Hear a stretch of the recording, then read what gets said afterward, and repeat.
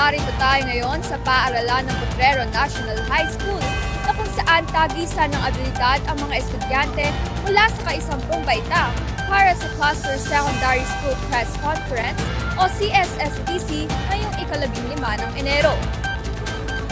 Kasalukuyang ibinabahagi ng mga estudyante ang kanilang talento at taktika sa larangan ng badminton at chess. Hindi matatawaran ang kanilang kakayahan sapagkat malinaw na nasasalamin sa bawat galaw at desisyon ang kanilang husay, disiplina at kahandaan sa kompetisyon.